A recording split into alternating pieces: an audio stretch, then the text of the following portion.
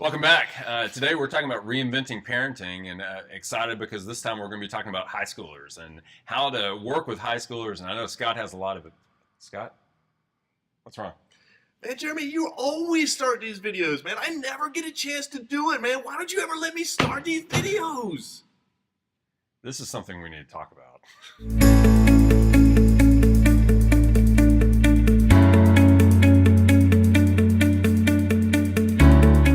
Welcome back. Today we're excited. We're talking about reinventing parenting here, and this is the time where we're going to talk about high schoolers. And I am super excited about this. I do not have high schoolers in my house yet, but that day is coming very soon. So I'm interested in how to wrap my head around, what high schooler kind of their scope and their lens is.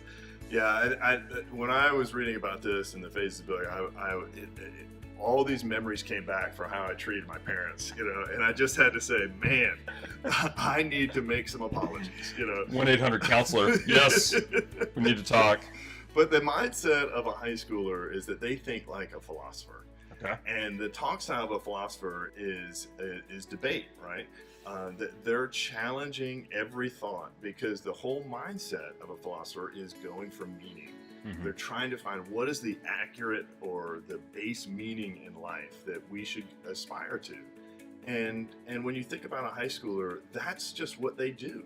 If you say it's red, they're going to say it's blue just because they have to. They have to pick a side. They have to test the metal of their thinking and move toward this ever-increasing meaning for their life. Oh, this sounds so painful, Scott, because it can be very painful. I just want to get through the day. And so, did you have enough of that at work? Right? Yes, exactly. I don't feel like I need to step into that in my own home. But help me, because I know it's important for them to have their own voice, to develop their own voice, to develop their own speech. Yeah. And I don't want to circumvent that. Help me to understand what's the best thing I can do as a parent to come alongside of that. First of all, don't take it personally. Like, okay. If we can just recognize this is a developmental phase for our kids and they're going to push back. They're going to want more freedom, right? This is a time where they want more freedom, and it's good that we start giving them freedom, again, with guardrails. But we want to be able to have the energy and emotional ability to enter into those moments, to have that dialogue. Okay. Not in a way to win, not with trying to put them down or tamp out a fire, just because it's inconvenient, the choices they want to make or the things they want to go do. I think there are times we just hold the line and say, this is, as a family, we're doing this. You don't have the freedom on this, but you have the freedom over here.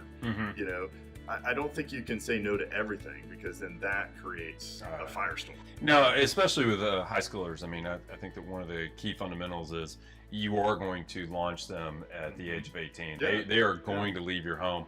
And so you're Hopefully. Yes. This is one of the new things that we're not. But as we get through that stage, we're going to have to give them more freedoms. That's their motivation, which is freedom. And so we've got to give them more freedom. And part of that freedom is being able to interact and dialogue with us in a way that helps them to develop their own voices. Yeah. And that's going to be difficult because they almost feel like arguing with an adult. Yes. And now we got to step back and say, no, this is just part of their development stage. Tell me more about why you think this way. Yeah. And that's great. Yeah. I mean, it's good whenever we take that perspective. I think it takes a lot of the tension out of the room. Yeah, and if we can bring it back to relationship, if we can bring not to facts and time, and you should be home at this time, and you need to have done these activities, but if we can bring it back to how do we honor one another, I think it works out. I'll just give you one quick story. There was a guy that his daughter was dating for the first time. She was 16, and so the boy that she was dating was 16. So it was the first car trip, that they were going out. My stomach just dropped. Okay. I know. And she comes to him and comes to her dad and says, "Dad, what time do you want me to be home?" And his answer was classic. He could have very easily said 10 o'clock, and then they could have negotiated, no, 10:30, 11, 12. But he said, "Come home when you think it honors me." Wow. And she was like, Wow. "No, Dad, seriously, what time do you want me to come home?" He goes, "No, seriously, you know me. You've lived with me for X amount of years, right? 16 years. Yeah. So come home when you think it's going to be an honor for me." You put that weight on your shoulder. Oh, I got this, Dad. Okay. She came home at 9 o'clock. Of course she did. Well, I mean, but it was all it was a way to bring it back Beautiful. to relationship, right? Mhm. Rather than argue, because she could have said, hey, listen, the car didn't start, we had a flat tire, Yeah. listen, there was traffic, there was an accident. You can make all kinds of excuses when your relationship is with a clock. Mhm. But if you can take it away from facts and put it into relationship and say, let's talk about the meaning of relating to one another well. Wow.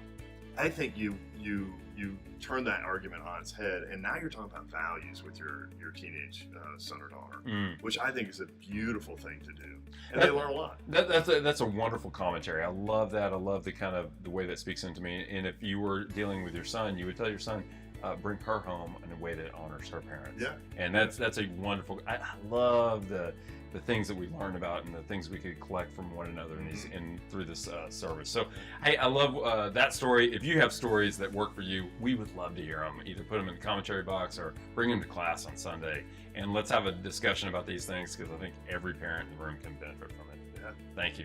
All right.